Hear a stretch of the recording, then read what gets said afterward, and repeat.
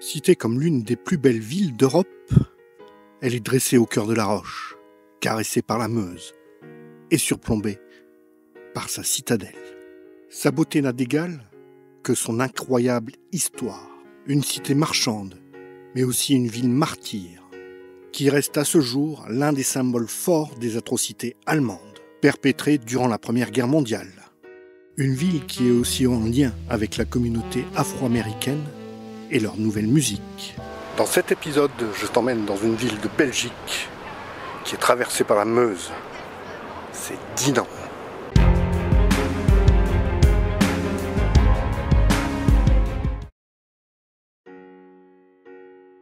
Voilà l'incontournable à Dinant. Impossible de venir sans visiter la citadelle. Elle trône majestueusement sur les hauteurs de la ville. Impossible de la rater. Pour y monter, 2 options.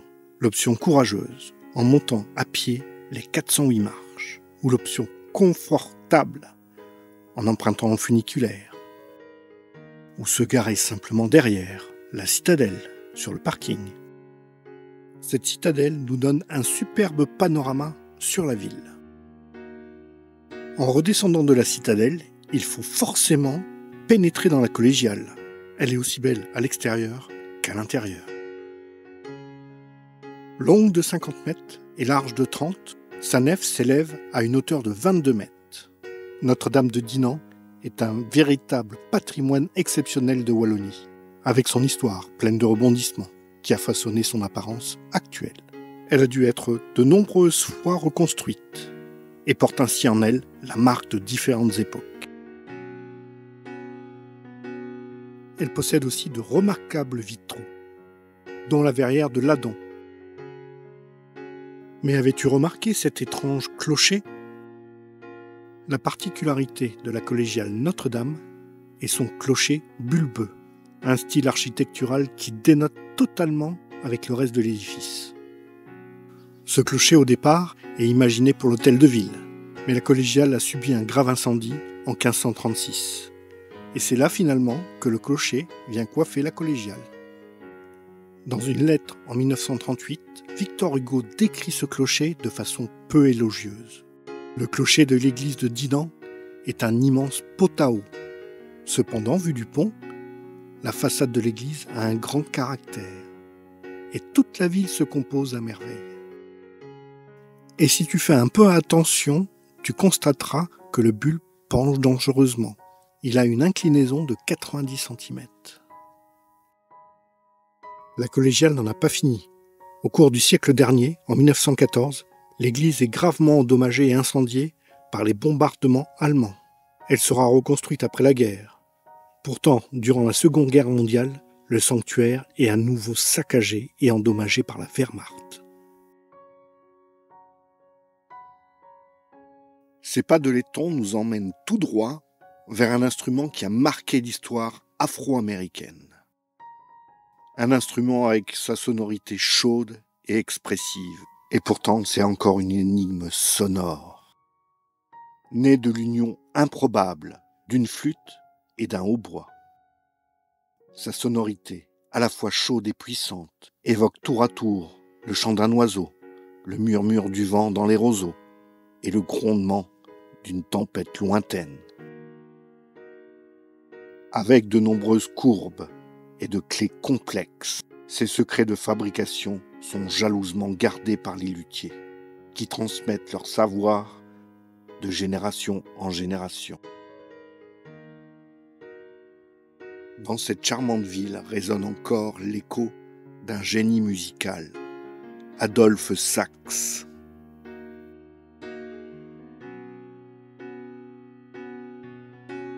On raconte que Adolphe Sax, dans sa quête pour créer un instrument révolutionnaire, aurait conclu un pacte avec le diable.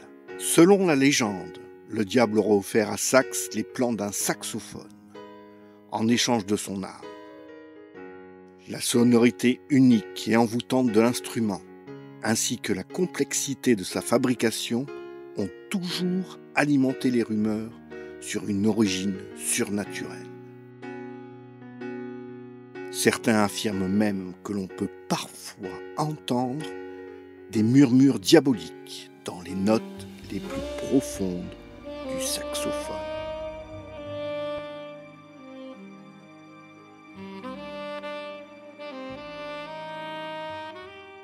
Avec sa sonorité chaude et expressive, le saxophone a rapidement séduit les musiciens. De la musique classique au jazz, en passant par la musique populaire, l'instrument s'est imposé comme un incontournable. Le saxophone est devenu un instrument clé dans la naissance du jazz. De Dinan à la Nouvelle-Orléans, c'est dans les rues animées de la cité que le saxophone a commencé à se faire entendre dans les fanfares et les premiers ensembles de jazz. On va le retrouver dans différents styles musicaux, du ragtime au blues, en passant par le jazz. Il est particulièrement expressif, capable de transmettre une large gamme d'émotions, de la joie à la mélancolie. Il a envoûté de célèbres musiciens, comme Charlie Parker, surnommé Bird. Il aurait eu des visions d'un oiseau géant qui lui dictait des mélodies complexes et envoûtantes. Cet oiseau serait devenu sa muse, l'inspirant pour créer des compositions les plus révolutionnaires du bebop. Ou John Coltrane, connu pour ses improvisations extatiques. Il aurait vécu une expérience mystique qui l'aurait profondément transformé, affirmant que la musique était un moyen de communiquer avec une force supérieure et que le saxophone était son instrument de prédilection pour cette quête spirituelle.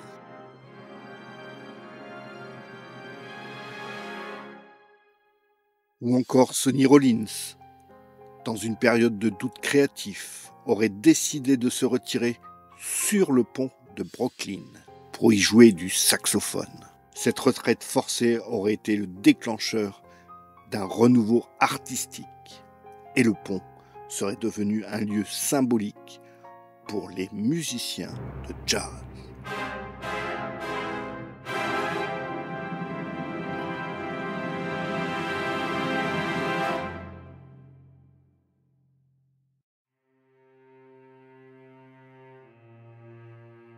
Il y a des jours dont le souvenir ne s'éteint jamais.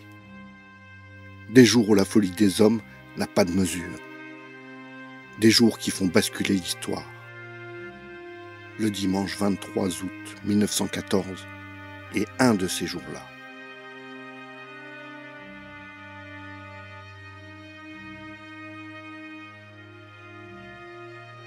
Le 2 août, l'Allemagne lance un ultimatum à la Belgique. Elle demande le libre passage pour ses troupes. La Belgique refuse.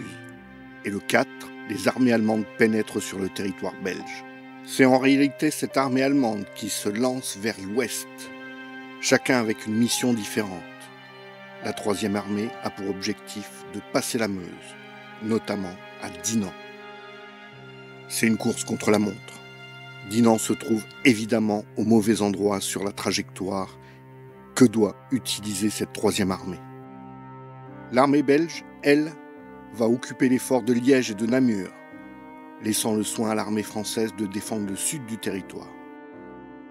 Les Français entrent en Belgique le 6 août, avec pour objectif de tenir les ponts.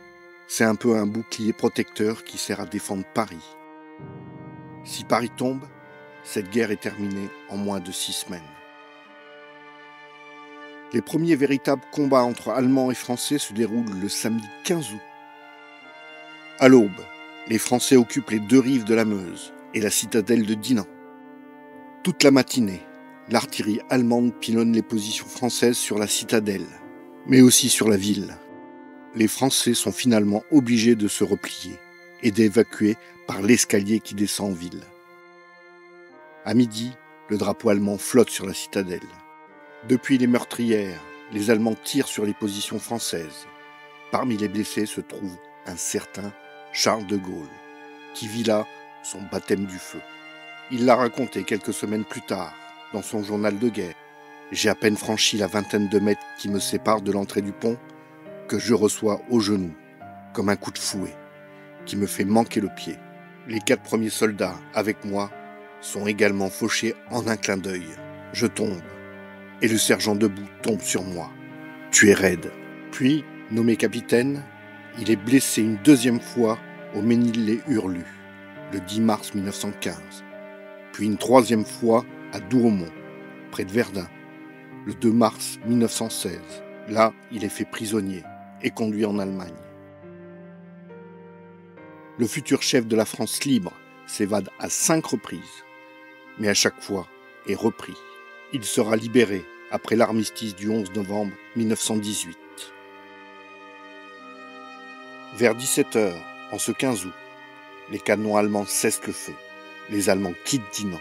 3000 de leurs hommes sont morts, blessés, prisonniers ou portés disparus.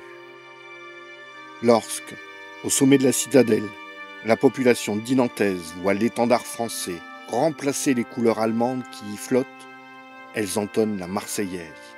Les Français découvrent dans la citadelle que les soldats français blessés ont été achevés sauvagement. Un caporal est retrouvé pendu par le ceinturon à un arbuste. Les parties génitales ont été coupées. Durant la semaine suivante, les troupes ennemies s'organisent. Voilà le décor planté et les acteurs présentés. Mais dans cette pièce-là, la Belgique ne devait jouer aucun rôle. L'armée allemande n'avait ni prévu de rencontrer une résistance militaire aussi acharnée, ni d'avoir affaire à une population civile aussi rebelle à son autorité. Dans certains cas, suite à des actions de prétendus francs-tireurs, les Allemands vont fusiller sans aucune forme de procès de nombreux civils, choisis au hasard. Le 22 août 1914, les soldats de l'armée allemande vont fusiller sur la place de Tamines plusieurs centaines de civils. On comptera 383 victimes. Le lendemain, à Dinant, ce seront 674 personnes qui seront tuées. Vers 10h, en ce 23 août, 43 hommes qui avaient été rassemblés dans l'abbaye de Leffe, dans les faubourgs de la ville, sont amenés le long d'un mur. Ils sont fusillés dans le dos, car les Allemands les considèrent comme des francs-tireurs. Mais les pires tueries auront lieu en fin d'après-midi. Vers 18h, 150 hommes sont alignés sur 4 rangs, face à une double rangée de soldats. Un lieutenant-colonel monté sur un cheval donne l'ordre de l'exécution sommaire. 116 hommes vont tomber. Ce même soir, à quelques centaines de mètres de là, les Allemands, pris sous le feu de l'artillerie française et paniqués, fusillent à bout portant 77 femmes, hommes et enfants. La plus jeune victime est une fillette de 3 semaines, achevée à la baïonnette. Elle s'appelait Mariette Fivet. Du 5 au 26 août 1914, l'armée impériale allemande passa par les armes plus de 5000 civils dans une centaine de communes de Wallonie. 15 000 maisons vont être incendiées. On en comptera 1500 rien qu'à Dinant, 600 à Visé, sans compter les autres villes comme Andenne, Tamines et Louvain. On peut se poser légitimement la question si ces massacres de l'armée impériale n'étaient pas un prémisse, une répétition générale de ce qui allait se passer 25 ans plus tard, comme à Oradour-sur-Glane ou en Ukraine. Voilà, on termine cet épisode avec le soleil qui pointe un petit peu son nez. J'espère que ça t'a fait découvrir cette ville. Et n'oublie pas, l'important, c'est pas la destination, l'important c'est les gens et les lieux que tu verras sur la route. Allez, ciao!